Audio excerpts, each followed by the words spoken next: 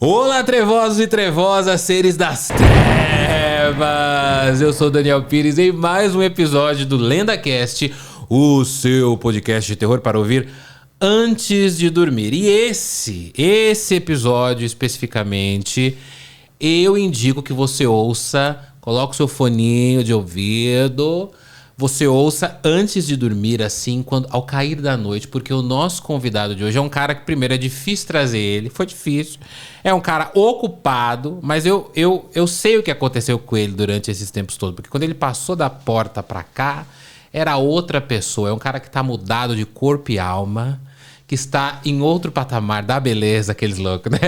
E que está em outro patamar espiritual, mas hoje está aqui em forma física e espiritual também, que é o meu amigo Rodrigo, o famoso tio Spook. Seu Obrigado! Hello!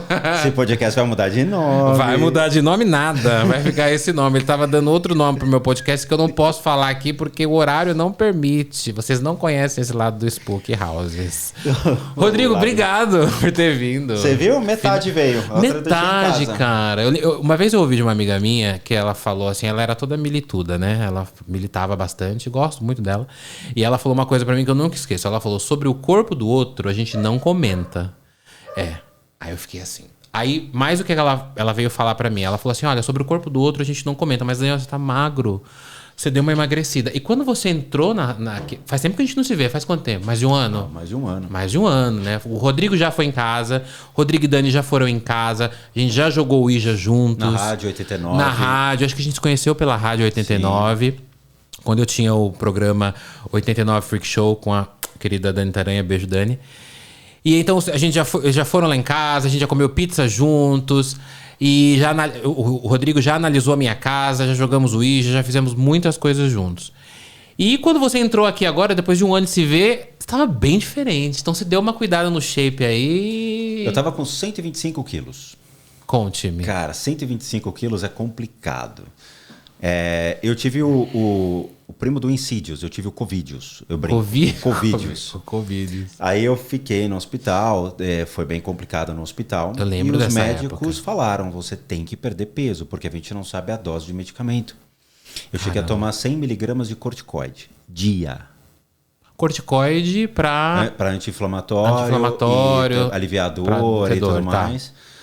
Então foi complicado. Legal, sobrevivi, só que fiquei eu saí do hospital, consegui chegar a 115 quilos.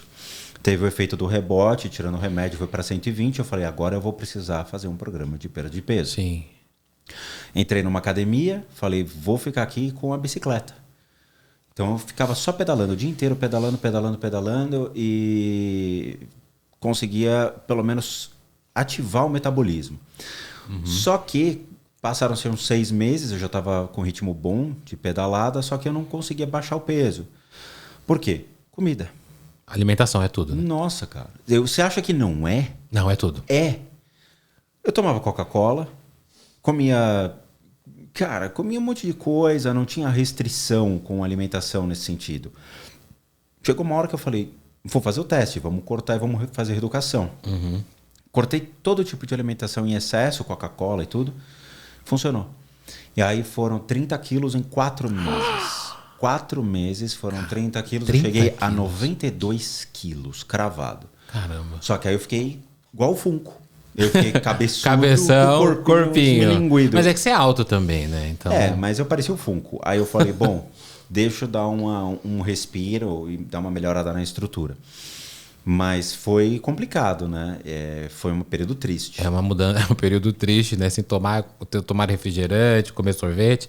Mas você falou de uma fase sua que você ficou no hospital. Eu lembro que quando você pegou Covid, acho que foi a primeira vez, você pegou numa época que não tinha vacina, né?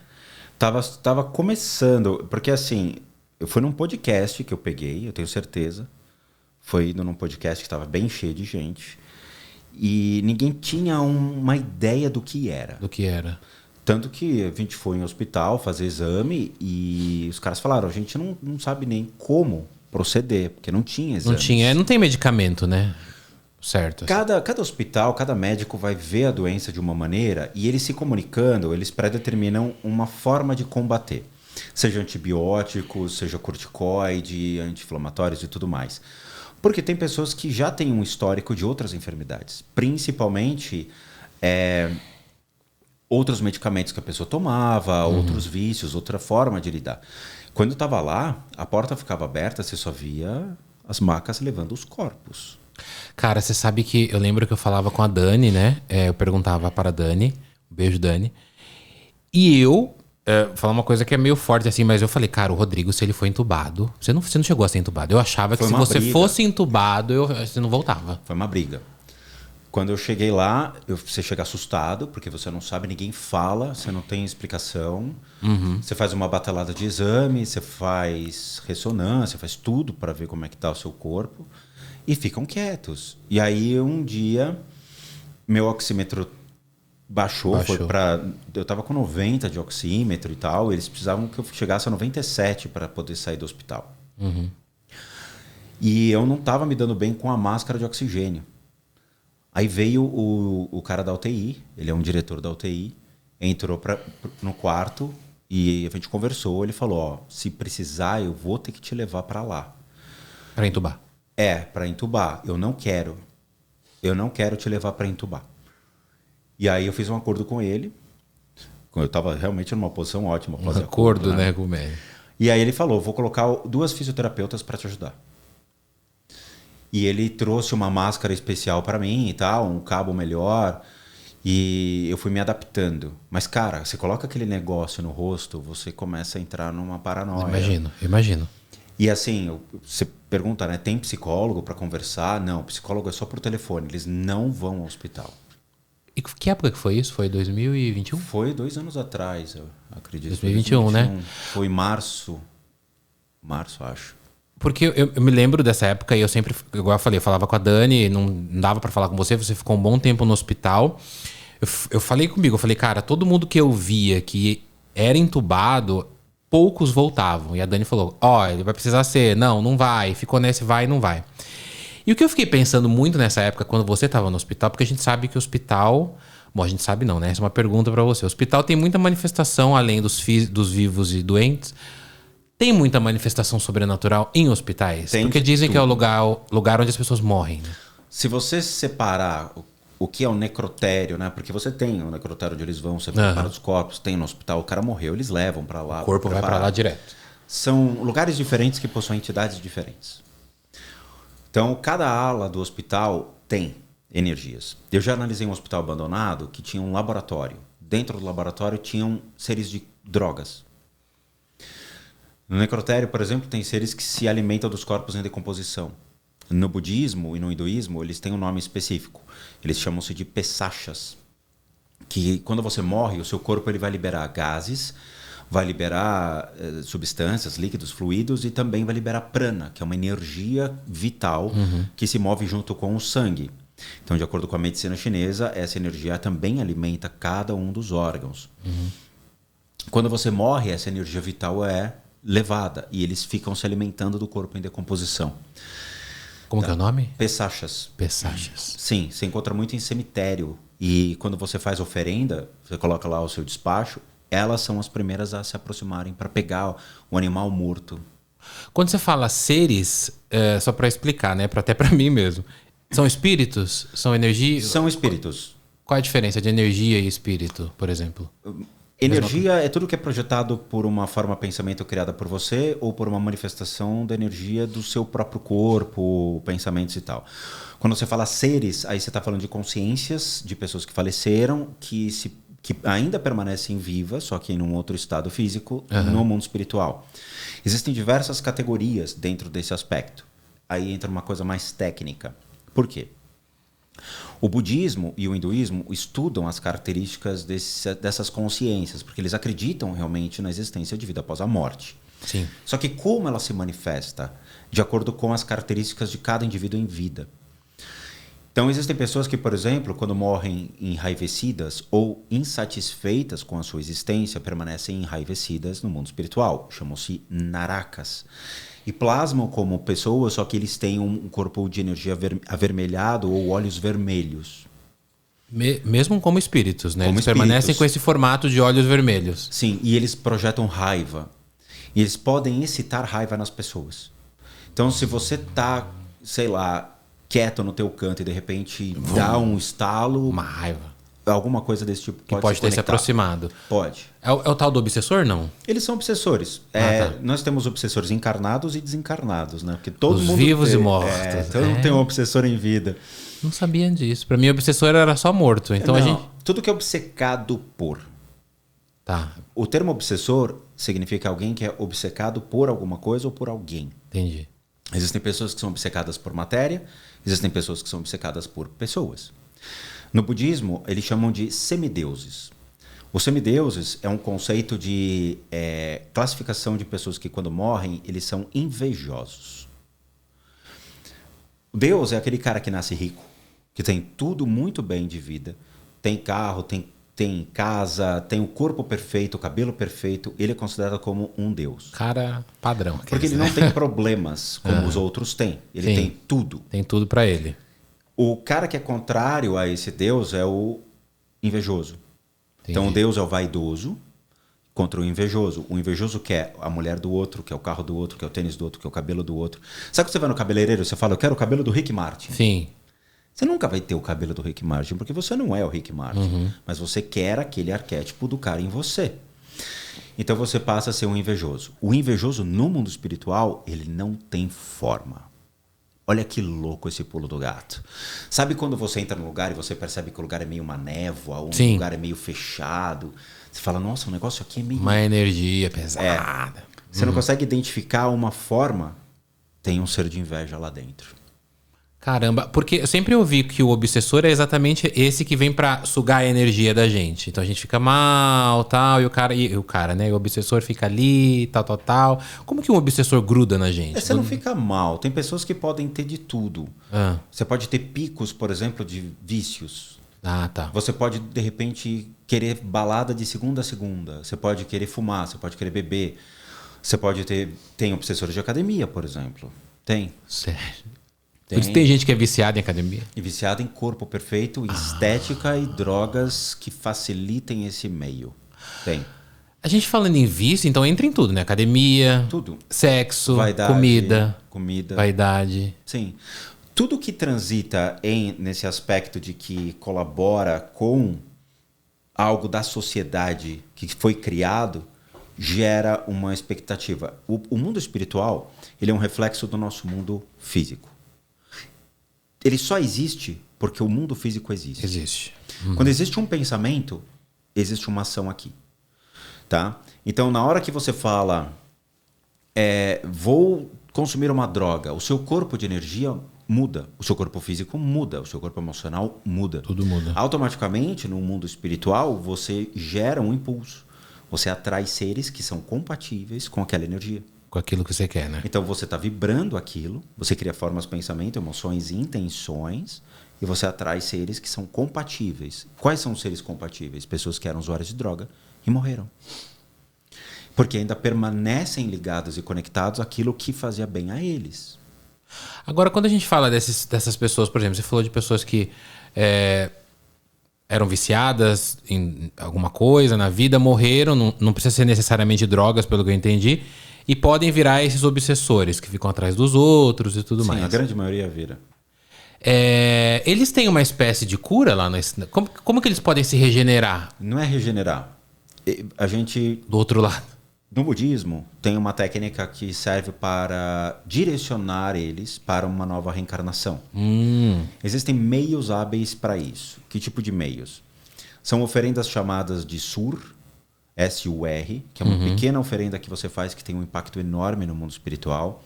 Ou Rio Sancho, que a gente também faz. Eu faço em casa. Então vamos lá. É a cerimônia dos mortos.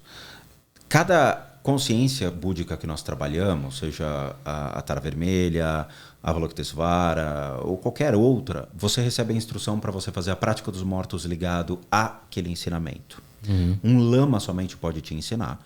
E aí, por meio disso, você faz. Lama é um... O lama um significa a grande mãe, ou o grande professor. Sim, Tá?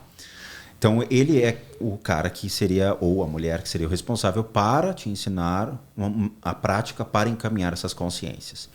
No sur, então, você vai lá e faz as oferendas. você vai pegar oferendas de aroma. Então, eu tenho 2 tipos de incenso em casa. Então, eu tenho incensos que são de vegetais e incensos que são de carne. Você já viu um incenso de carne? Não, isso era a minha próxima pergunta. Ninguém nunca tinha visto. Existe. Ele tem aromas de carne. Caramba. Eles são geralmente utilizados para seres irados, enraivecidos e feitos de madrugada, 3 horas da manhã, quando você faz essa oferenda. E por que a carne? A carne, ela é muito pelo instinto animal. Tá. Você comer carne, você tem um instinto mais animalesco. É como se fosse um leão, uma leoa comendo um animal. Ele tem o prazer da caça, ele tem o gosto de comer carne. O de legumes ou vegetais, ele é utilizado pela manhã, tá? E atrai outros tipos de seres. Mas os dois têm a finalidade de fazer com que as pessoas percebam. Então, quando eu faço a oferenda, coloco água no copo, ou coloco comida ou aroma, esses seres se aproximam. E aí eu faço uma ritualística com tambores e sinos, e aí eles se aproximam. Você não pode ter medo, você tem que ter compaixão. Entendi. E aí quando você tem compaixão por esses seres, você fica lá, ele se aproxima de você. Ele te olha do teu lado, cara, assim. E ele observa a presença daquela energia do alimento ou do aroma. E ele começa a despertar dizendo, pô, mas eu lembro disso daí quando eu era vivo. Eu lembro dessa comida quando eu era vivo. Aí tem lembranças da vida. Então ele começa a perceber o que ele era. Quando ele tem esse enlightenment dizendo, ok, eu agora entendi o que eu fui, ele começa a ter novamente a possibilidade de naturalmente ser encaminhado. E isso é um meio natural. O meio não natural é quando você empurra ele para a reencarnação. O meio não natural é uma outra técnica ensinada no budismo, que você se conecta ao ser e faz com que ele utilize da sua energia, da energia do seu corpo, para ser direcionado. Entendi. Também existe isso. Para reencarnar. Sim. Pra E voltar em você outro corpo. redireciona ele para um processo de reencarnação. Ou seja, onde estiver nascendo criança no mundo, ele vai ser colocado na fila de Encaminhamento. Isso. Mas não pode acontecer dele reencarnar louco e bravo de novo nessa segunda opção? Não, porque quando você utiliza essas técnicas, você apazigua Dá uma eles. limpada. Porque eu estou usando minha compaixão, ele Entendi. entende a minha compaixão. Então, quando eu faço o testando demo em casa, eu vou com calma, utilizo essas ferramentas, eles se aproximam, eu converso na boa com eles, eles começam a entender o que está acontecendo, existe um approach sem medo. Só que eu não encaminho. Esses que eu estou fazendo hoje, testando demo, quando eu faço no quarto fechado, com janela anti-ruído e tudo mais, eu já não encaminho, eu deixo eles lá. Quando é para fazer na sala, eu no final demonstro o processo de encaminhamento, aí é tudo gravado. Mas a cerimônia budista eu não posso mostrar. Entendi. Porque envolve uma ritualística, existe um texto que você lê, sinos, tambores que é tocado e tudo mais. Quando eu ia para cemitérios... eu vou muito em cemitério, mas quando eu ia beber vinho em cemitério, brincadeira. Que delícia. Quando eu ia para cemitério quando eu era criança e tal, eu via muito em túmulos que tenha de japoneses, né? Que Isso. tenha os símbolos japoneses. Geralmente são túmulos com azulejos mais escuros. Tem umas coisas que você já vê de longe que é um túmulo japonês. Eles deixam comida, flores. E por que eles deixam comida? Exatamente por isso? Eles fazem isso, eles têm uma tradição de honraria aos mortos. Eles fazem isso sempre com parentes que faleceram. Tem um nome específico, não vou lembrar. A gente tem muitos pacientes que são orientais e eles gravam a casa e perguntam se o parente está lá realmente. Gravam um vídeo e mandam para você. Você olha. É porque eu faço a limpeza da casa das pessoas. Então ele grava falando, vê se meu pai realmente está aqui. Esse tipo de tradição é passada só para homens. Não, mulheres não fazem. Na cultura oriental. É o filho que assume, é o filho sempre que vai pegar.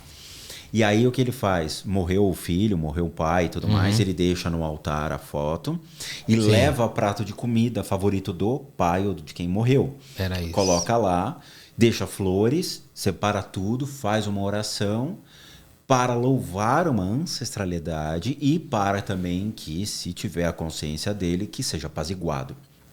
Isso existe. Essa tradição de lidar com os mortos é muito vista no Oriente. A Tailândia segue um aspecto deles cultural, mas tem um approach budista. Eu já vi um altar feito com isso, mas eles matam animais, é meio feio de ver. Eles têm. Na China tem, no Japão tem, no Tibete tem, na Índia também é muito parecido. Então, o ato de respeitar e encaminhar. Quando a gente Aqui fala não do... tem. desculpa. Quando a gente fala de japoneses, que você estava falando agora, tem uma coisa no Japão, não sei se isso é verdade, mas provavelmente você já ouviu falar, que lá quando alguém morre assassinado em uma casa, dizem que nasce uma maldição, que a Não. casa fica... Eles chamam de casas estigmatizadas. Eles não gostam de falar de suicídio e nem de morte no Japão. Eles falam casas estigmatizadas. Eu já vi corretor de imóvel lá, eu já fiz uma análise de casas estigmatizadas no Japão. E é muito bizarro. Por quê? São casas mais baratas. Eles têm mais baratas para venda e lá aluguel, não tem aluguel, tem aluguel também. Eles são casas que ficam low cost para as pessoas, custo mais baixo. Geralmente, eles têm muito medo de espíritos e têm muito medo de assombração e maldição. Então, geralmente, quem pega essas casas são céticos, são pessoas que não acreditam. Ficam, às vezes, fluidos no lugar. Na casa. Eles mostram, eles são obrigados por lei. Você jura? Pra falar. O corretor... Ele chega- aqui morreu gente. Eles falam, a pessoa morreu enforcada no trinco daquela porta. Tipo, detalhes. E ele mostra, e tem fluidos que ficam no chão, porque eles não limpam. Quem tem que limpar é a família. E A às família vezes- nova que vai morar lá? Não, a família da pessoa que se A matou. família da pessoa, Só que a menos pessoa mal. às vezes não tem família. Caramba. Então os fluidos ficam lá. Então assim, se enforca eles têm o costume de se enforcar na porta. Os japoneses. Sim, quando é suicídio é na porta. Eles não usam o teto. No trinco da porta? No trinco da porta. E aí eles se jogam. Eu não Deixa sei, eu ainda não vi um fazendo isso, mas Mas- o cara falou, eles amarram uma corda, um saco plástico na porta e se asfixiam lá. Caramba. É um costume, infelizmente. O suicídio deles ou é pulando do prédio ou é assim. No teto dificilmente eles utilizam. Diferente, né? Que coisa. Eu fiquei Fala sobre isso. imaginando como, né? Na porta. E aí a cena mostra tipo os fluidos mesmo, então você vê a diferença do piso. E ele fala, aqui morreu tal pessoa. Tudo bem pra você? E eu queria fazer uma pergunta sobre isso, porque assim, a gente tem uma... Isso é uma grande polêmica e até pra falar é complicado. Porque quando a pessoa pratica o autoextermínio, em todas as culturas, não em todas, mas na maioria, pelo menos aqui no Brasil, que é catolicismo, os evangélicos, os espíritas, eu ainda não tenho muito bem como que eles veem isso. Mas pelo que eu escutei da maioria das religiões é que, não tem perdão. Ai, Deus não perdoa quem tira. Ai, que não sei o quê. Como que é visto isso no budismo? Na verdade, você não... Esquece o budismo. Vamos Esquece o ver budismo. sobre uma ótica acadêmica. Ciências da religião. Tá, a Ok? pessoa tirou... Vamos lá. Se você tem que usar fora de qualquer... Vamos usar um estudo mais acadêmico. Dentro das ciências da religião, ela vai utilizar rito, mitos e etos de cada crença para entender como elas são constituídas. A vida é um dos bens principais. Com a vida você faz tudo. Você perde tudo também. Mas é um meio de você poder existir. É o seu veículo de existência. Quando você realmente comete um ato de negar a sua existência, você está negando conceitos das religiões. Porque é o seu mais-valia. Quando a gente fala de Deus, Deus é uma linha muito tênue. Por quê? Porque o Deus do Velho Testamento é diferente do Deus do Novo Testamento. O Deus judaico é diferente do Deus cristão, que é diferente dos deuses pagãos, que é diferente dos 3 deuses e das todas as ramificações do hinduísmo, que é diferente dos deuses egípcios, dos deuses nórdicos. Então, assim... Qual Deus a gente tá falando, né? Não se chega no comum acordo. E o budismo é não teísta. Não se acredita em Deus. E engraçado que é uma das únicas religiões que estuda o vida após a morte. É o budismo. Não se apegando no conceito de Deus. Quem predetermina que é um pecado ou não são as religiões. É verdade? Não, não é verdade. O indivíduo é livre para decidir o que ele quer. Se ele quer realmente sair dessa vida porque está triste, não é uma religião que vai julgá-lo. Sim. É simplesmente a sua consciência no pós-vida. Eu já entrei em várias casas que a pessoa, parentes tinham cometido isso daí. Então eu entrei e tinha um cara lá que tinha falecido, olhando na cama dizendo: oi. Espírito, né? O espírito Pra estava gente, né? olhando. Ele tinha se, né? E, ok. Então não existe o Vale dos, porque no Espiritismo fala que Sim, existe um vale. o vale deles, só pra eles. Não existe o vale. Eles estão aqui agora conosco. Eu posso chamar qualquer um que estiver passando na rua que cometeu esse ato, ele vai entrar aqui. Ele vai demonstrar a energia dele. Sim. E você vai se conectar e você vai senti-lo. Então, assim, cada uma dessas religiões trabalha com proselitismo, trabalha com um viés dizendo: eu quero que seja assim. Constituído por meio de livros que eles consideravam sagrados, ou textos sagrados, ou líderes que predeterminaram.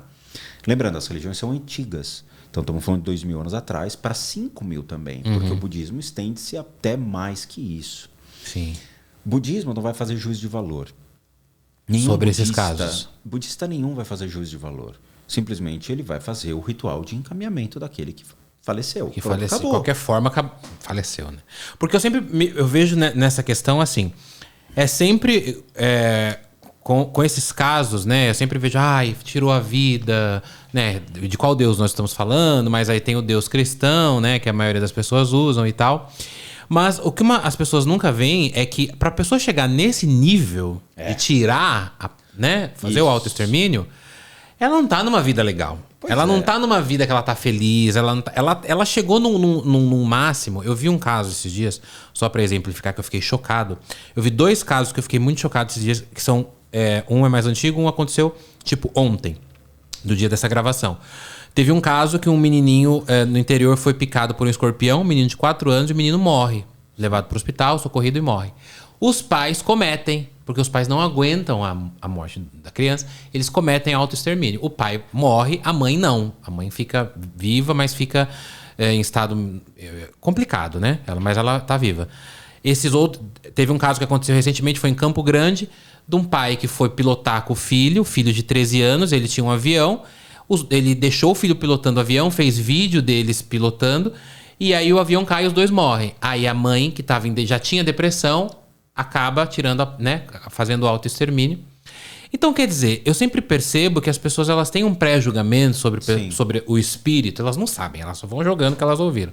Sobre o espírito dessa pessoa que praticou autoextermínio, que acabou com a própria vida, elas já criam muitas coisas que são piores do que a pessoa já vivia. Então, assim, não basta a pessoa já sofrer na vida, ter depressão, ter doença, ninguém ajuda a pessoa, ninguém consegue ajudar a pessoa, que a pessoa está num buraco sem fundo, a pessoa comete, a pessoa vai sofrer ainda mais. Isso me incomoda muito. Para mim também. Eu acho que é uma covardia. Ninguém está aqui para apontar dedos e fazer julgamento das pessoas. Não se faz isso. Então, assim, o budismo é isento de julgamentos. Se aconteceu isso, aconteceu. O motivo não me interessa. Não me interessa, exatamente. Vamos tentar fazer algo pela consciência dela, porque está perdida no bardo. Tá? O bardo é um conceito de que seria o mundo espiritual seria o bardo. Ele não sabe achar o caminho para renascer. E aí tem vários tipos. Tem o bardo da transformação, o bardo da vida, da morte, e tem vários. Então, assim, eles colocam o nome bardo. Ele tem 49 dias para reencarnar. É rápido assim? Eles podem reencarnar em 3 dias. 3 dias. Tipo, a cerimônia, fazendo a cerimônia, o encaminhamento e tudo mais, um lama, por exemplo, um tulku, que seria um cara que lembra das vidas passadas, como uma autoridade no budismo, ele consegue automaticamente achar uma nova criança. Caramba, é rápido. E reencarna. Muito rápido, 3 dias, né? Ele reencarna. E assim, eu já tive numa cerimônia de aniversário de um cara que reencarnou. Cara, é bizarro. Mas como assim? Como foi? O cara morreu em 2002. Ele era um lama ferradíssimo, assim, uma autoridade monástica. E aí ele tinha filhos, porque os lamas podem casar na linhagem tibetana, pode ter filhos sem problema nenhum, tá? E aí eu, em 2019, fui para um retiro budista. E lá nesse retiro eu fiquei 1 semana. E naquela semana era aniversário do cara. Eu falei, mas o cara morreu? Não, ele reencarnou. Mas cadê o cara? Ele tá no Tibete, a gente vai ligar agora com o telefone celular, ele já tá com 17 anos na época. E ele já tinha encarnado, cara. Rapidérrimo, assim. O cara já sabia o caminho. E ele sabia tudo. E como é que ele foi identificado? Na hora que chegaram lá para ver, né? A criança já estava com uns 8, 9 anos, sei lá. Estado de consciência, já a percepção. Ele lembrou da vida dele, descreveu a vida dele inteira passada e descreveu o nome da esposa dele. Essa criança? Sem ver a esposa. Ele falou, eu era casado com uma pessoa chamada tal, que morava nos Estados Unidos, o nome dela era tal, tal, tal. Reencarnou mesmo. Encarnou. E como que eles meio que sabem que realmente é a pessoa? Por essas informações? É a pessoa que dá a informação? São vários testes. Existem lendas. Uhum. Lenda é o seguinte, a astrologia tibetana, ela é muito forte, tá? Eles conseguem ver, por exemplo, quando uma pessoa vai nascer e quando vai morrer pela astrologia. Uhum. E aí, nesse aspecto de quando vai nascer ou quando ele vai renascer, eles fazem pelo mapa astral e conseguem prever mais ou menos o ano ou o período em que vai renascer essa consciência. E eles então se preparam para recebê-lo novamente. Recentemente, acho que foi alguns anos atrás, abriram uma stupa no Tibete. O stupa é o lugar, por exemplo, eles vão te cremar. Uhum. Você é uma autoridade monástica, eles colocam você num forninho, cremam e te concretam. Então vira uma pequena estupa, bonita pra caramba, os caras fazem... Concretam as cinzas. Concretam as cinzas. Você fica fechado, entendeu? E depois de um tempo eles abrem. Então o cara vai lá com picareta, pau, eles filmam, fica todo um grupo de monges em volta e tal, e o pessoal vai lá. Eles acreditam que são relíquias que são deixadas pelos corpos. Uhum. Então eles vão lá, tiram, e várias pedrinhas foram encontradas, cristais encontrados. E de repente o cara tira uma tampa de metal assim, perfeita. Todas as cinzas da pessoa e uma pegada. Uma pegada. Pegada tipo na areia? Aquelas... Isso, Pegada. na areia. Mas do quê? De pé? Um pé humano? O pé humano. Aí os caras olharam e falaram, ele vai renascer para aquele lado. Isso tá na internet. Vai reencarnar. Já tá na internet. Mostra meio que a direção, tipo uma bússola. Aonde ele foi. Caramba. Incrível isso. Aí você fala, cara... E bonito também, né? Sim, e mostrou. É bonito, né? Então você vê quebrando tudo direitinho, tirando do lugar onde estava o corpo. Perfeito, ninguém violou, ninguém. Era um concreto absurdo. E aí tinha uma pegada. Tinha uma pegada. Uma imagem de um pé. Você falou agora há pouco que você faz na sua casa. Inclusive eu vi um vídeo antes de vir pra cá, acho que foi o último que você postou, que você faz o quadro Testando o Demo na sua casa. Eu adoro esse nome, é Testando o Demo mesmo. E esse Testando o Demo que você faz em casa, como que é? Você chama as entidades que estão por perto? Não. Ou você chama entidades específicas? Eu chamo específico. Específicos. Por perto não tem graça. Assim, até tem. Eu prefiro ter material. Eu trouxe um Ouija aqui, ó, pra gente depois ver se traz. Mas tem pilha, não? Tem que ter. A minha vela tem. Minhas velas tem pilha. O que acontece?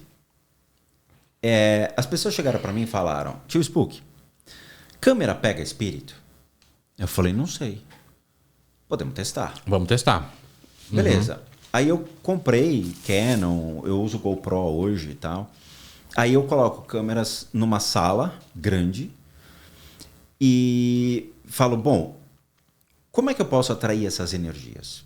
Eu tenho que jogar uma isca para pegar um tubarão. Então as pessoas falam, tem um necrotério, tem um asilo, tem um lugar abandonado que parece que morreu alguém. Você consegue trazer a consciência dessa pessoa que faleceu? Consigo. Isso aí o budismo faz, não tem problema nenhum. Então vamos testar. Aí investi em câmeras e microfones e aí eu faço na sala, eu atraio a consciência fica lá durante um dia. E um dia 24 horas na sua casa. Eu começo tipo 2 horas da manhã, onde está todo mundo dormindo, e ao longo da semana, nunca de final de semana. Então de terça-feira, quarta-feira, porque eu sei que não tem barulho. Tá. Então eu deixo os microfones gravando e fico com 6 horas de material de gravação para poder analisar.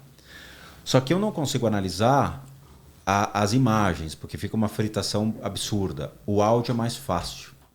Para se pegar... É o EVP que a gente chama, isso, né? E com isso daí eu gero o Electric Voice Phenomenon, que é o fenômeno de voz gravado. O Electric Voice Phenomenon, eu utilizo microfones de extrema qualidade, extrema sensibilidade. Então eu uso Sennheiser, Rode, AKG, microfones que são realmente caros, com cabos oxygen free, livre de oxigênio, feitos para gravação também de alta qualidade, numa central Tascam, que tem ganhos individuais para cada microfone. E lá grava as vozes, os ruídos, né? E aí eu deixo. Sonoro. Só que eu encaminho para um engenheiro de áudio, para que ele me diga o que ele acha.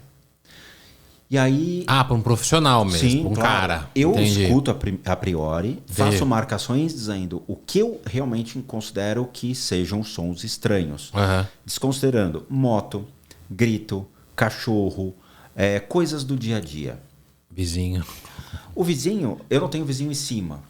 E vizinho embaixo são senhores de idade que dormem, então não me causa um problema.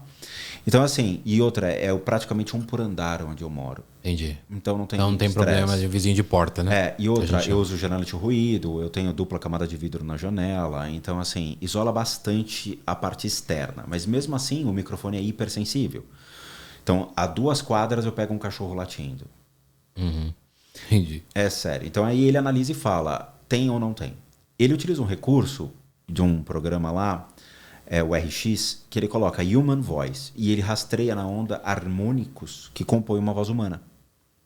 Aí ele seleciona e fala, aqui a gente tem uma coisa que é bizarro. Então do Samuel, o baixista do Mamonas, eu fiz. Aí você escuta na sala um ei, ei, ei, sem parar assim. E para. Depois volta. Ei. Voz de homem. Ei. Metalizada, parece um robô.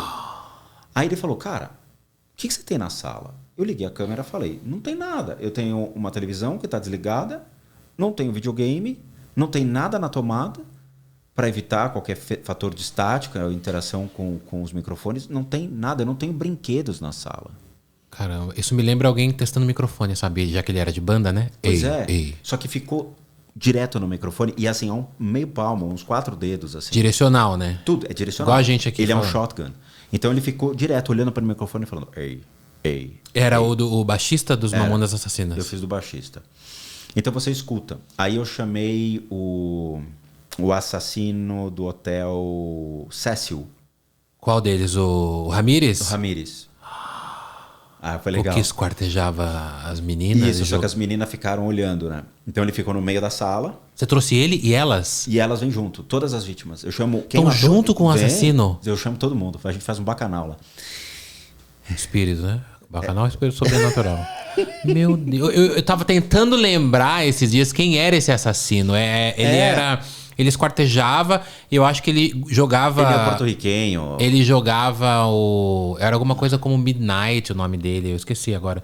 O Hotel Cecil é aquele hotel, pra gente lembrar, que aquela moça morreu dentro da caixa d'água, que tem a Elisa Lam, né? Que tem aquele episódio do elevador e tal. Então você chamou ele pra tua casa, a consciência dele pra tua casa. Todas. Mas peraí, você chamou só ele e elas vieram ou você chamou todo mundo? Eu chamo todo mundo. Chamou todo mundo. E elas vieram juntas. Isso. E aí no fundo você escuta a voz da menina atrás do microfone. Isso foi percebido. Você escuta uma voz feminina murmurando atrás do microfone, observando ele. E como que foi? Como que fica o teu apartamento, assim, a energia condensada ali? Então, eu faço isso sozinho. A Lilo, quando fica, que é meu cachorrinho, ela acaba passando mal, ela vomita, só pela energia. O cachorro pega, né? Não é que pega, mas ela percebe que tem algo errado. Então ela fica olhando pro canto, olha pra mim, tipo, fez de novo, né, pai? Fiz. Aí ela acaba tendo que dormir comigo no quarto. Então eu fecho as portas, ela fica lá comigo, pra evitar qualquer tipo de contato. E a Lilo ficava incomodada. Teve o de Amityville, quando eu fiz, a Lilo ficava rosnando pro closet. Levei a Lilo pro quarto e de repente ela viu um vulto passando pelo closet. Você chamou o assassino, o Ronald Defoe? Sim, eu chamei o Butcher, o açougueiro, né? Chamei ele. Cara, eu fiz muita coisa. Tô vendo. Não, você chamou... Cara, esse da Annabelle... Mas eu queria que você contasse um pouquinho do Amityville e a minha próxima pergunta era a Annabelle. Mas o de Amityville é o Ronald Defoe, ele morreu há pouco tempo, né? Sim, mas o que eu trouxe? A energia da casa de Amityville. Veja. Porque falam que a casa é assombrada, é uma das mais, né? A pessoa, por si só, ela tem a intenção, então forma o pensamento, a emoção e a vontade de matar. Sim. Beleza? Isso são gatilhos. Então eu tenho barreiras em todos eles. Eu tenho uma barreira racional que diz, pra que eu vou matar? O emocional diz, puta, eu até queria matar, mas... Vai me dar trabalho aqueles. Não. Eu não... É melhor não sentir isso. Ou quando vai na ação é o dar trabalho, entendeu? Tenho a vontade, penso, gostaria, mas vão me pegar porque eu sou um cara cagado. Então, gera essa energia na casa. Fica, porque os obsessores são atraídos. E como ele já tinha esquizofrenia, bipolaridade, Sim, tinha um monte de enfermidade, atrai muitos seres. Então, quando atraiu esses seres, eu falei, cara, eu quero o gancho da casa. Tá. Então, eu trouxe a energia da casa para minha. Então, tudo que está envolto ao assassino, eu quis testar. Isso pode ser feito, mesmo com pessoas em vida. Eu posso atrair da Suzanne von Richthofen, por exemplo. Cara, olha, você tá lendo meus pensamentos. Eu imagino a energia daquela casa, cara. Dá para tirar. Dá para puxar para minha casa e filmar. Dá para fazer isso. Cara, a gente... eu devia ter trazido umas velas de verdade pra gente trazer pra agora pra cá. E quando você trouxe de MTV, como que foi, assim, a energia da casa? Aconteceu um fenômeno estranho. Entraram insetos. E naquele apartamento não tinha como entrar insetos. O que é? Começou a ter surtos de insetos. Na Inseto, noite. tá. Insetos. E eu olhava para aquilo e falava, gente... Não... E tinha isso na casa. Tinha isso na casa. Por quê? As energias, existem seres do mundo espiritual, pessoas que faleceram, que vibram energias mais densas e que insetos ficam atraídos. Uhum. Tá? Tipo infestação, né? Um monte de... Infestação não, mas você olha e você vê, cara, por que na casa inteira só tem ali? Tá. É que nem infiltração, né? Por que só tem ali? Por que inseto só tem ali? Então, começou a dar insetos. Eu estranhei, falei, tem alguma coisa estranha. Porque nenhum outro testando demo deu isso. Nenhum. E não tem inseto na sua casa normalmente? Tipo, não aparece de algum lugar? Não, se aparece é só pernilonguinho. Mas tinha uns insetos verdes que você olha e você fala, caracoles, mosca, varejeira. Você fala, não tem o porquê. Caramba. Não tem. E estranhei. Aquele foi interessante. Mas tem uns que são... Por exemplo, eu fiz com o Pazuzu Algarde, que você não conhece. Quem? Pazuzu. Não conheço. Aquele que Pazuzu é do... Queria. É o... Um momento de descontração com Pazuzu. Eu fiquei chocado quando eu vi a estátua de Pazuzu pela primeira vez. Não é aquele. Não é aquele? Não, aquele... Coitado daquele Pazuzu. Coitado. Pazuzu é filho do vento. Ele, na verdade, é um arquétipo de um deus sumério.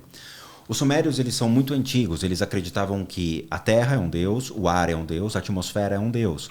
Então, a união da atmosfera com o céu cria o deus alado, que é o Pazuzu. Pazuzu é só uma alegoria para representar o vento. Tá. Ok? Então, quando o Nabucodonosor começou a destruir todos os impérios e unificar um único deus... Ele viu aquela estátua e falou, ele não pode ser adorado como um deus, porque eu sou um deus. Ele tem que ser destruído e colocado como um demônio. Então, Pazuzu torna-se um demônio. O complicado é que, tanto para os assírios, os sumérios e os mesopotâmios, principalmente os mesopotâmios, que tem lá as tábuas deles, os deuses eram duais. Então, se você não honrá-los e louvá-los, eles podem te matar. Da mesma maneira que os hindus. Os hindus, eles são duais. Parvati, que é uma linda deusa, vira Kali em seu estado enfurecido. Então, se você errar com ela, ela te mata. Já era. Entendeu? Então, cria-se o arquétipo, infelizmente, da deturpação desses arquétipos, que seriam coisas da cultura. Pazuzu Algarde era um homem, ele nasceu na Inglaterra, ele já era um demônio em pessoa, uma pessoa bem desequilibrada mentalmente, e que não tinha valores na sociedade. Então ele matava, roubava, ele aprontava pra caramba. É o corpo seco, né? Nem o diabo, nem o inferno quer. Ele cometeu alguns crimes e tudo mais e foi morto. E aí eu trouxe as energias dele e ele pra casa. Corajoso. Cara, foi um dos mais difíceis testando a demos que eu já fiz. Mais que Annabelle, mais que o Butcher, mais que qualquer outro. Esse cara foi inteligentíssimo. Mas por quê? O que aconteceu lá? Ele virou uma anomalia no mundo espiritual. O que acontece? A gente está acostumado com o espiritismo mais básico e padrão. Ou seja, morreu, o espírito fica vagando por aí, faz uma desobsessão, encaminha a consciência, acende umas velas, estamos salvo. Não está. Só que não. Nunca vai estar. Essas anomalias, eles se tornam seres tão inteligentes no mundo espiritual que ele pode levar uma pessoa a se tirar ao extermínio, bem como a loucura. E esse cara, quando eu trago as energias dele e das vítimas, ele fica parado na sala só me olhando.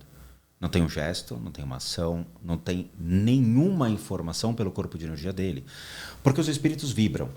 Então eles vão vibrar raiva, vão vibrar ódio, vão vibrar qualquer coisa. Então, na hora que entra um espírito que está com uma intenção, você mata na hora. Você falou, mata, né? Já está morto. Mas você já... Você olha e você fala, já sei o que você quer.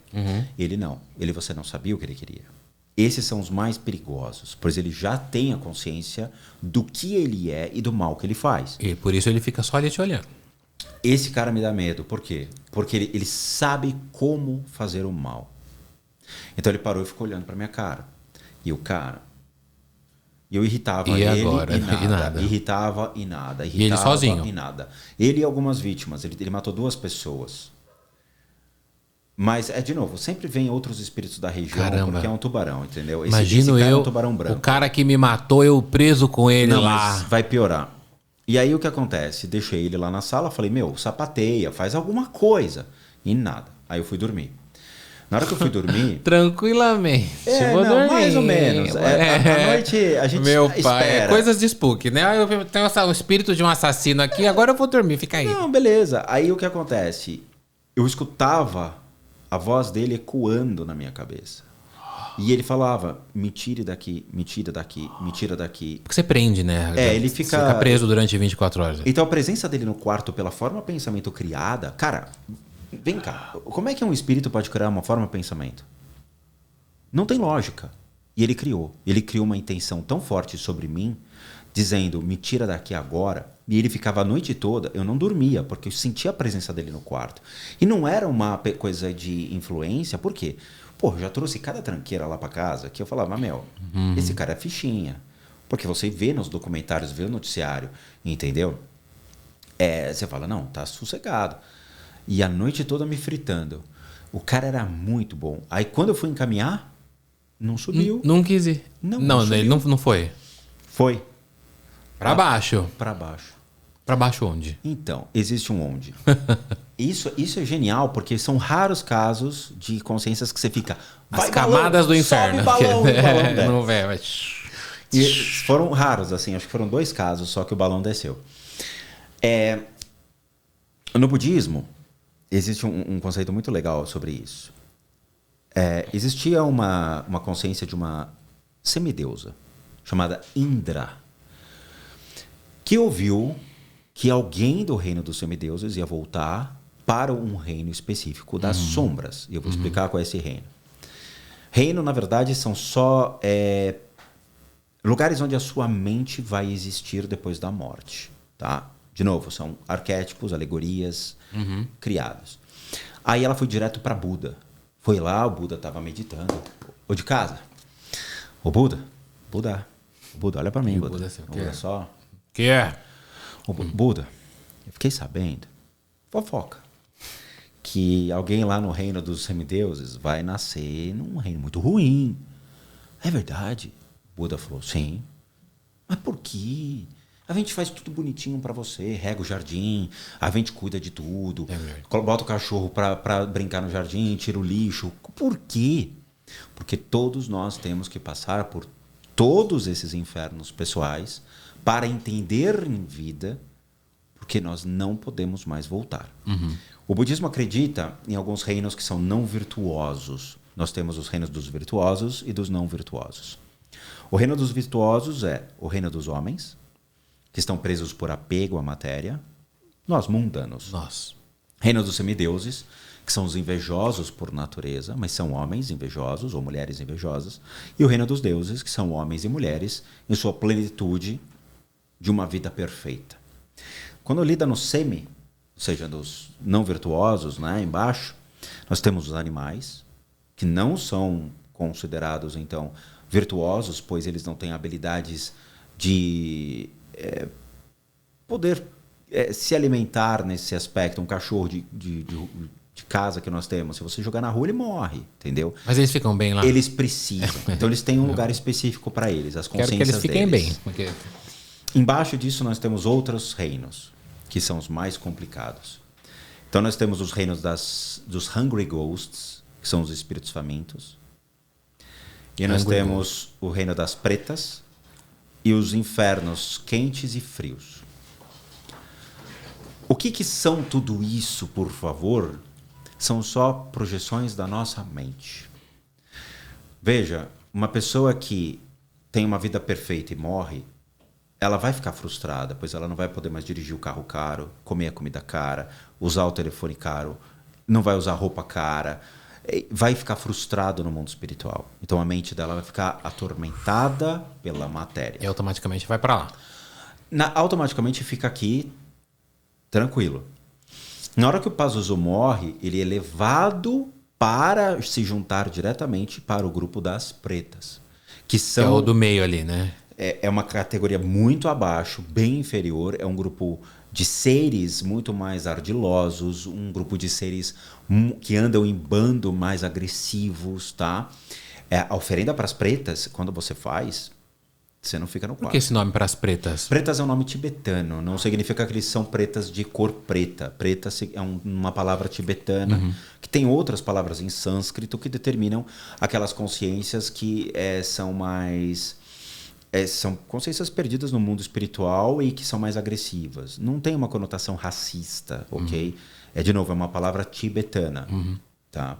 Sânscrito tem outro nome, eu não vou lembrar. Mas elas lotam um quarto como esse fácil. Logo na primeira oferenda de aroma que você faz para elas, você não fica no quarto. E aí é um bando de entidades juntas e elas não são tão legais. Não, elas são extremamente agressivas e... Geralmente, assim, quando eu vejo e identifico esses seres nos vídeos, eu tento colocar outros nomes para as pessoas entenderem a correlação, entendeu? Mas é muito, assim, absurdo. E ele foi para lá, o Pazuzu? Foi direto para lá. Não sai mais? Não. Ele vai ter que passar um belo tempo lá. Ah, mas sai um dia. Entendi. Você falou que você fez o da Annabelle também, né? O da Annabelle foi bonito.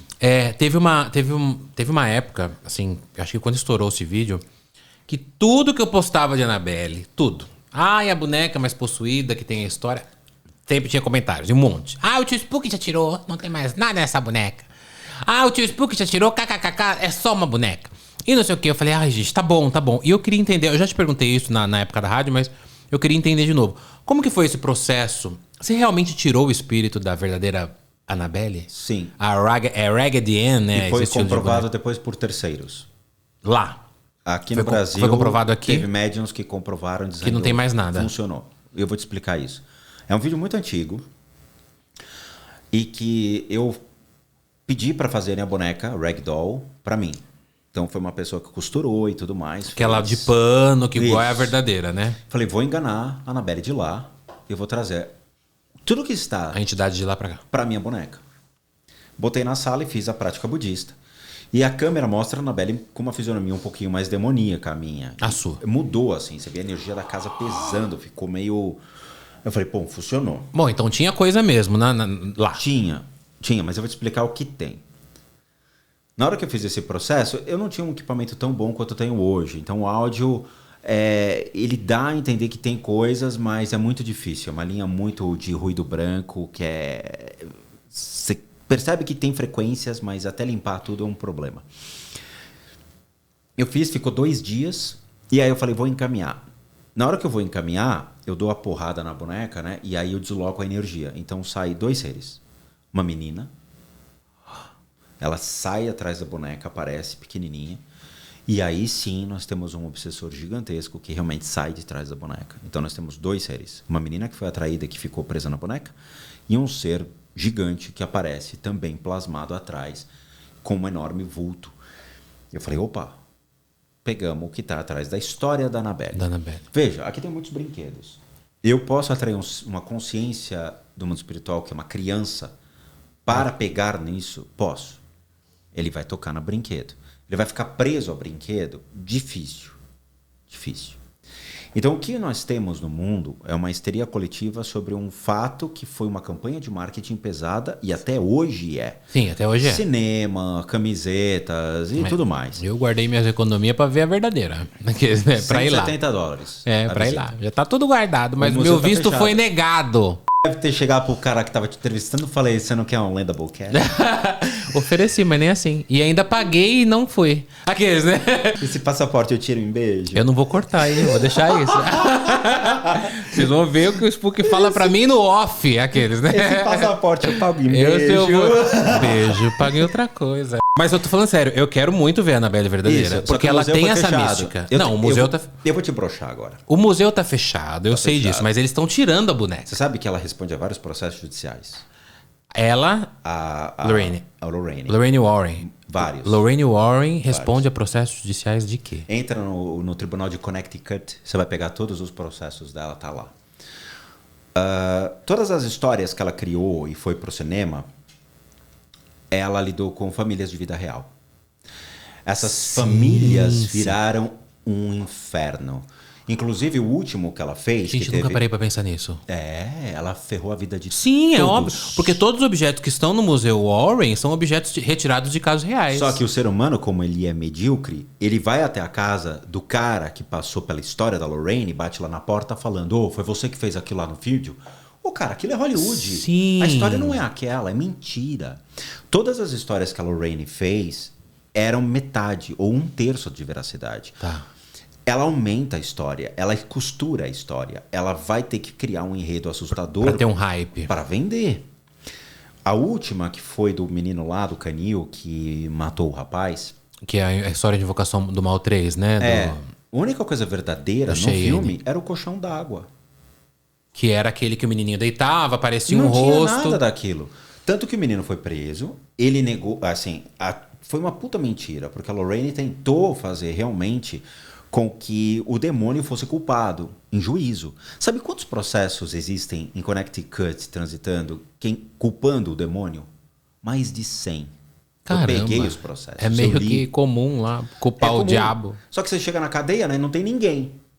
Aí o cara fala, nossa, mas a cadeia tá vazia? Vazia nada, mano. Ó, aquele demônio ali. Mas que demônio? O demônio Tem ninguém, preso. não, o a demônio gente sai tirou pela do fresta. corpo do cara e botou lá. E botou lá. E o O assassino cara tá livre, né? Sim, mas o demônio tá preso. Entendi. São Seria mais assim. de 100 processos que estão Caramba. transitando em Connecticut só culpando o demônio. Só. Por quê? Porque virou uma febre. Sim. Peraí, se a Lorraine quase tentou, eu posso tentar. Posso tentar também. E virou um filme, né? Isso, e o menino foi preso, ele assumiu o crime, tá? Então ele fala que foi tudo uma grande farsa, a Lorraine mentiu. Ele realmente matou o cara, ele assumiu, foi preso. Ele assumiu, cara. Ele sai de lá, ele pega a menina e se manda da cidade. Por quê? Porque toda a cidade queria fazer justiça por causa Com do as próprias filme mãos e tudo tal. mais. Sim. E ele processou a Lorraine. Caramba. Eu fiquei sabendo que os donos da casa porque a casa de Invocação do Mal do primeiro filme, aquela casa mostrada no filme, ela é um cenário, ela é a casa de proprietários. Sim. E eu ouvi falar que os proprietários estavam enfrentando muitos problemas com vândalos que iam lá, Sim. queriam fazer rituais, porque acreditavam que aquilo lá estava amaldiçoado. E aquilo era só um cenário. Isso. Agora, isso que você falou faz muito sentido, porque todos os objetos do museu são retirados de casos reais. A Annabelle é de um caso real. Até a caixinha do Homem Torto de 71 é retirada de um caso real. Tem a Shadow Doll, tem o Satanic Idol, tal. E tem vários que são de casas. Um que é verdadeiro. Só tem um objeto que é real. Fora a Annabelle? A Annabelle não é real. Todos aqueles lá são tronco de árvore que tem cara de demônio. Eles são réplicas? Só tem um que realmente é real. E você não vai acertar qual é. Posso tentar? Vamos lá, me dá dicas. O mais bizarro de todos. Mas que você olha e fala, meu, isso aqui é uma meleca. Daqui não tem porquê. É o mais É real. que é o real. Você já me falou uma vez, por isso que eu vou lembrar, é o piano? Não. Não é o piano, então calma. Mais 2. Dá dicas. Dicas do universitários pra É de adivinhar. mulher. O espelho. Não. O vestido de noiva. Quase. Falta um. O colar. Perfeito. É o colar. O colar que tá na noiva. O colar é real. O colar realmente tem um espírito conectado a ele. O resto, não. Eu analisei o museu. Você tá me dizendo, Spook, que o único objeto que realmente é assombrado de verdade no Museu Warren colar. é só um colar. É verdade. O resto é tudo alegoria. Sim. Eu analisei piamente cada objeto. Nenhum objeto tem energia. Caramba. Só o colar tinha realmente um espírito feminino conectado. Mas qual é a história? Você sabe desse colar? Não sei, mas realmente tinha um espírito feminino. E como você fez essa avaliação do Museu Warren? Foi por vídeo? Sim, o Você que assistiu o acontece? vídeo? Teve uma menina nos Estados Unidos que pagou a visita e pagou mais usou lá dizendo que tinha um canal com não sei quantos mil inscritos e tal. Quem conduziu foi o genro da Lorraine. O Tony Sparrow. E ele abriu, fez questão, para fazer só para ela a visitação. E aí ele mostra a Annabelle de frente, e ela viu. Ela conseguiu gravar, tá. Gravou tudo. E ela foi cada objeto, ela mostrou cada objeto. Essa menina não é a Madison, uma loirinha? ela É a mesmo. Madison Heisen. Ela e a família dela moraram na verdadeira casa de Invocação do Mal, em Rhode Island, né? Eu conversei... Conversei não, né? Ela comentou num vídeo meu, porque ela fez uma live. Eu lembro dessa live. E foi através dessa live que você fez Exatamente. E aí a avaliação. E aí ela fez as fitas proibidas da Lorraine. E aí o bicho pegou. Mas é o quê? Eram fitas VHS? Eram os erros dela. Foram crimes que ela cometeu. Erros? Erros e crimes. Durante o... Não, gravação não. Erros de comportamento humano.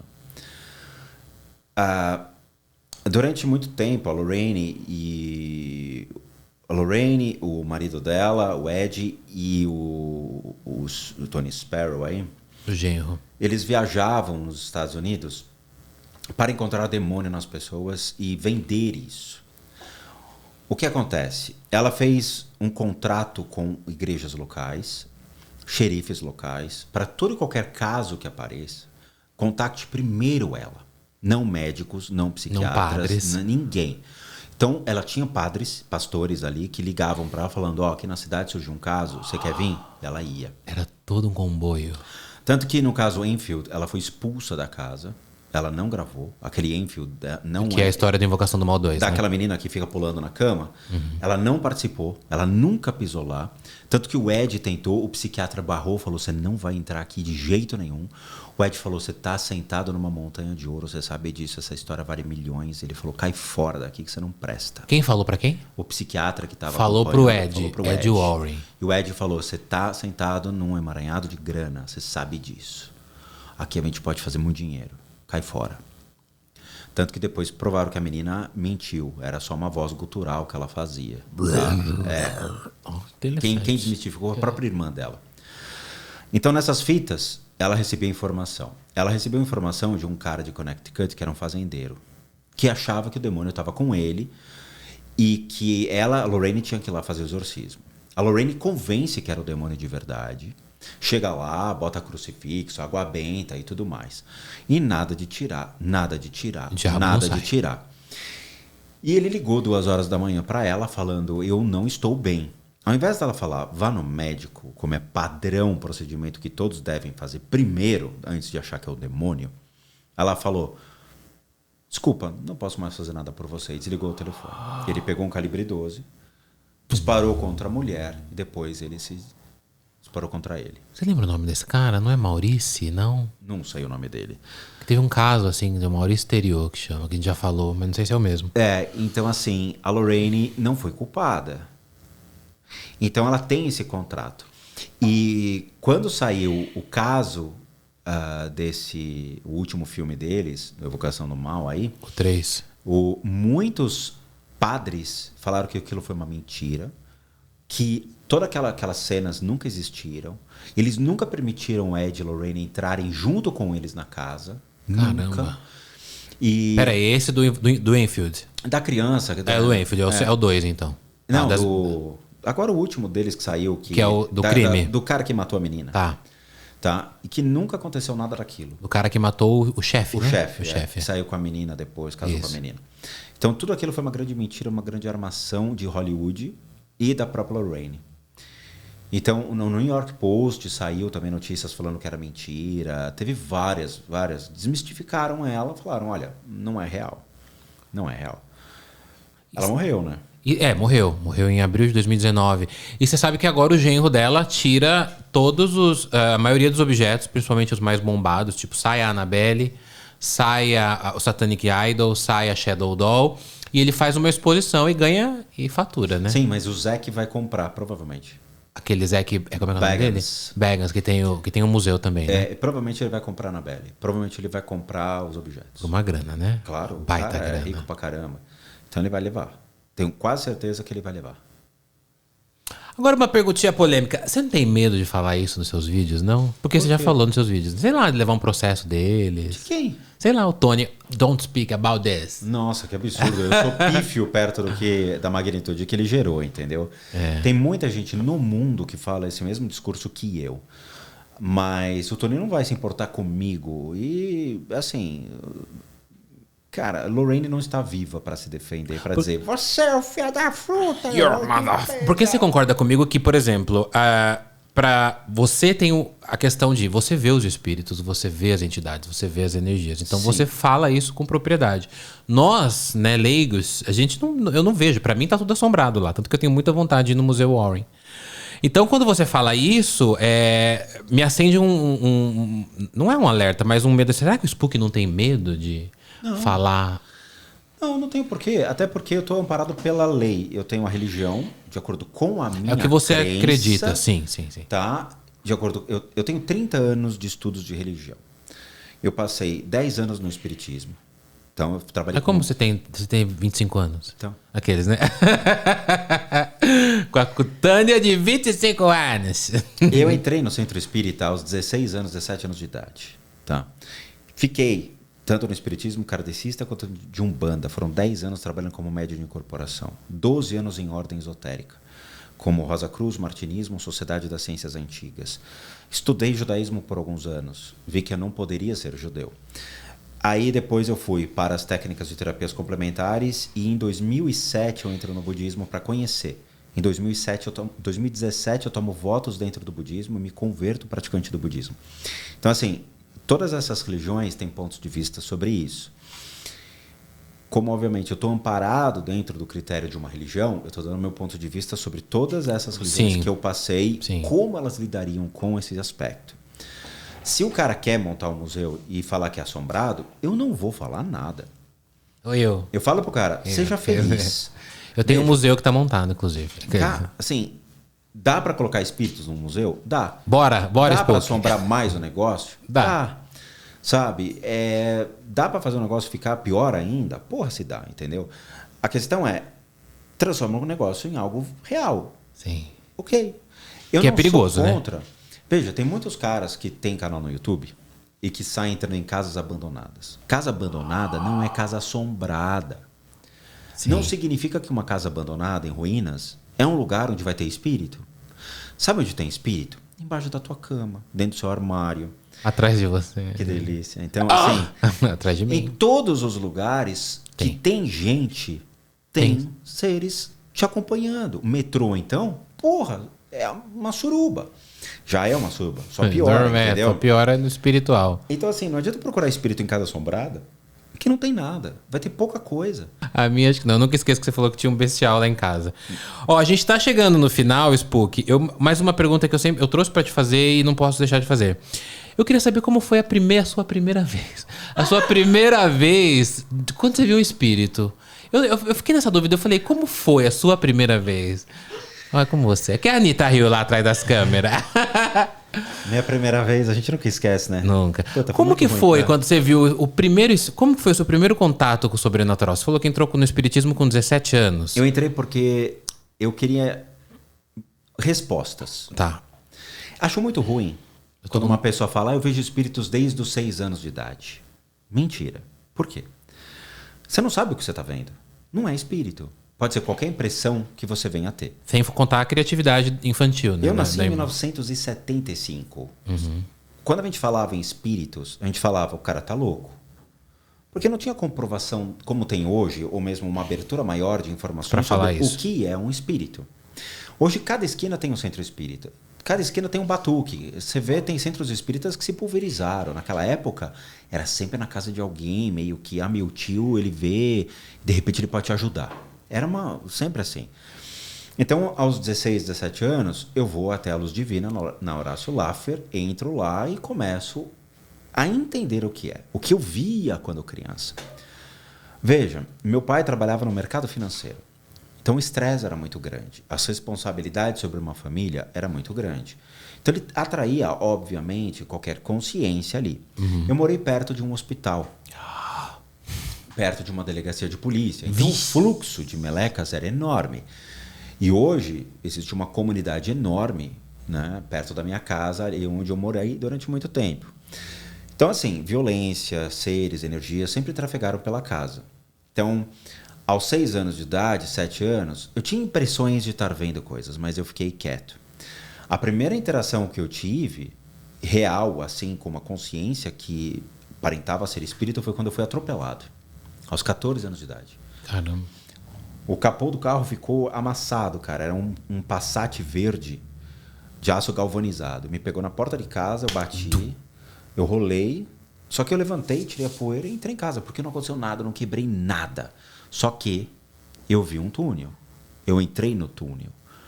Cara, eu entrei no túnel. Eu lembro nitidamente. Eu fui subindo e eu olhava para baixo dizendo: o que está acontecendo? É divertido. E é quando eu cheguei lá, veio o arquétipo da minha bisavó.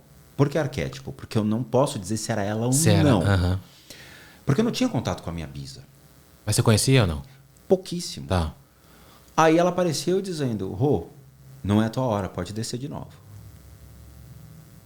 Pode ser qualquer coisa, pode ser uma construção mental, um arquétipo da minha mente dizendo: aquilo lá é o céu. Eu não sei dizer. Desci. Na hora que eu desci, eu entrei no meu corpo. Aí eu falei: pô, será que esse túnel realmente existe? Vou tentar de novo. Oh my God. Como tentar de novo? Aos 19 anos de idade, se joga na frente do eu carro, fazia pesado. práticas de yoga pesado. Eu falei: hoje eu vou segurar as batidas do meu coração. Você é bem doidinho, né? Completamente. Você é bem doidinho. Aí aos 19 anos eu falei: eu vou segurar o mínimo da respiração possível. E eu fiz essa técnica. Cheguei em casa, me tranquei no quarto, morava já no quarto para mim só. Deitei e fui. Senti o batimento cardíaco, fui baixando e fum. Entrei novamente num túnel. Caramba. Laranja. Uma outra cor. Então, peraí. Será que uma relação entre um túnel de um acidente é diferente de um túnel de uma pessoa que tira a sua... Será que é? Qual era a cor do outro túnel? Do primeiro? Branco. Era branco. O outro era laranja. O segundo era laranja. E aí eu realmente, quando eu cheguei lá em cima, eu falei a coisa mais estúpida que um ser humano pode falar. O quê? É de qualquer... A minha fala foi o seguinte: voltei, galera! Mas peraí, isso daí é o que a gente chama de projeção astral que você fez, não? Não, eu realmente consegui. O meu batimento cardíaco hoje chega a 38, 36. É o assustador. O meu relógio apita dizendo: você está tendo um problema respiratório. Vai morrer. Ele avisa. Eu tenho um controle aqui no meu relógio que demonstra meus batimentos cardíacos. Então, meu batimento cardíaco naturalmente é muito baixo. Muito baixo. Então, praticamente nesse dia você conseguiu morrer. Sim. Eu fiz um processo que chegou os lá yogis e falou... fazem. Ah, tá. Que é realmente essa questão de se deparar com a morte. Às vezes você pode se ver. Então, eles têm esse costume. Tem uma técnica. Tem uma técnica. Os yogis têm essa técnica. Aí eu realmente voltei rapidinho. Mas quando você chegou lá, você falou isso? Voltei, galera? Falei, eu sou um idiota. E quem que você viu lá? Ninguém. Não deu tempo. Porque quando eu cheguei, eu falei: voltei, galera! Eu desci. Na hora que eu desci, eu me vi entrando em mim mesmo. Meu pai do céu. Entrei. Pum. E eu tomei um susto. Você dá aquela puta respirada forte e você fala: nunca mais eu vou fazer isso, porque o bicho foi forte. E assim, é sério, meu batimento cardíaco é muito baixo. E dá pra fazer essas técnicas. E corria o risco de você morrer mesmo? De você não voltar? Provavelmente aconteceria. Nunca mais fez? Nunca mais. Vamos fazer aqui agora ao vivo. Aqueles loucos. Não brinca não, porque vou abrir aquela porta, peraí. Se um homem desse tamanho cair aqui pra levar no hospital, é complicado. Não, então, é curioso, porque realmente o meu relógio marca os batimentos cardíacos, ele demonstra que eu entro num estado tão profundo que o meu coração, ele diminui os batimentos para 38, 36, 35, o que é... Ele apita dizendo: tá acontecendo um negócio com você, levanta aí. Você de boa comendo uma pizza. Não, eu Aqueles, dormindo, né? tipo assim, eu entro num estado entendi. tão profundo de sono, entendeu? Eu entro que meu coração apaga, só que eu não lembro dos sonhos, então eu não sei o que acontece. Caramba. Assim, Senhoras. tipo, eu já matei o Jason, o Freddy Krueger várias vezes, mas assim... No sono, né? Esses projeção... Não. Difícil. Agora a perguntinha básica que não quer calar. Tem espírito aqui? Responda daqui a pouco, porque esse podcast acabou, mas você vai responder antes de acabar. Rodrigo, obrigado por ter vindo aqui no meu LendaCast. Faz tempo que eu tô pra trazer você aqui, você sempre me nega. Ah, eu sou difícil. Não é? Eu tô vendo, mas eu consigo. Obrigado, Rodrigo. Se alguém tem um espírito em casa, você faz as limpezas espirituais na casa, né? Eu sou um profissional das práticas integrativas complementares, tá? Eu tenho licença nacional e internacional para trabalhar com essas técnicas. Tá. São técnicas orientais, algumas são bem desconhecidas aqui no Brasil, onde eu trato enfermidades físicas, emocionais e mentais, tudo complementar. Tá. As limpezas de casa e as análises somente de casas, tá? Eu tenho autorização do Ministério Público e do Ministério da Saúde para trabalhar com isso, tá? E todos os atendimentos, eles são por meio de um e-mail, que é o limpezadecasas@gmail.com, limpeza com Z, de casas@gmail.com. Boa. Tá? Redes sociais, fala com a Dani. Eu uso mais o YouTube, Tá. que é o canal Spook Houses Casas Assombradas. E tem o Instagram, que também lá é o Spook Oficial. Mas é mais o YouTube. Lá tem todos os vídeos. Tem esses da Anabelle, tem todos os testando. Tem esse do Pazuzu, que eu fiquei interessado em ver. Todos estão lá, dentro da playlist, separados, bonitinhos, em pasta. Então tem o Testando Demo, depois vem o EVP. Então, viu aquele Testando Demo, sabe que tem sempre um EVP atrás daquilo. Daquele onde episódio. A gente vai analisar o áudio. E aí a pessoa te manda um e-mail pro limpeza de casas@gmail.com. Fala com a Dani, que é a sua esposa, e ela marca com você um horário e você faz o...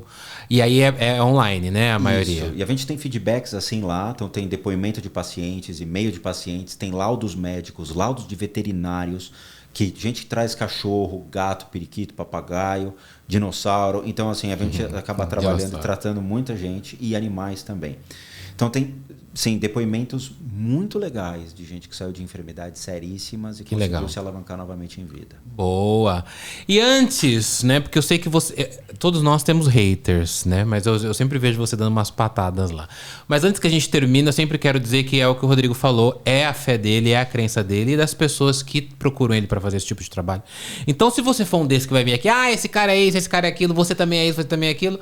Pode comentar isso porque dá engajamento, né? Mas você vai levar uma bordoada, porque eu já vi o Rodrigo dando bordoadas ótimas na internet. Tem uma vez que um cara comentou assim, eu nunca esqueço: Rodrigo, você é meu mestre. Você falou, eu não tenho discípulo, não sou mestre de ninguém. Abraços. O cara... Não, tem uma pior. Você quer uma pior? Fala, eu quero uma pior. Teve um moleque que veio encher meu saco e ele começou a me ofender e tal. E eu falei, não foi educação que seu pai lhe deu. Aí ele falou, meu pai morreu. Eu falei, eu sei, ele tá aqui do meu lado falando isso pra mim. O moleque tá até hoje na posição do Chaves. Eu também estaria. Eu estaria em exposição fetal aqui. O moleque... Oh my God, nunca mais. Meu pai tá aqui do meu lado falando isso. E aí? Pede desculpa pra ele. Ixi, toca fundo. Tá vendo? Vai brincar com o Spook. Mas é sobre isso, Rodrigo. Obrigado, viu, por ter vindo aqui no LendaCast. Olha o tamanho do braço desse homem. Aqueles loucos. Eu falo isso pro Rodrigo porque ele é meu amigo, tá? Não vai comentar aqui que eu tô assediando ele, não, porque não tem nada disso, que nós somos muito amigos. Ele sempre me assediando, não tem problema. Bem íntimos, não tem problema, vocês ouviram. Obrigado a todos que acompanharam até aqui o LendaCast. Anitta, querida, obrigado, amiga. E a gente vai fazer a limpeza dessa casa aqui um dia, será? Vai gravar. Vamos. Eu vou mostrar o que tem aqui. Tá. E a gente vai fazer os testes para ver quem é sensível à energia, quem não é. Eu quero participar. Eu sei que a Anitinha capota.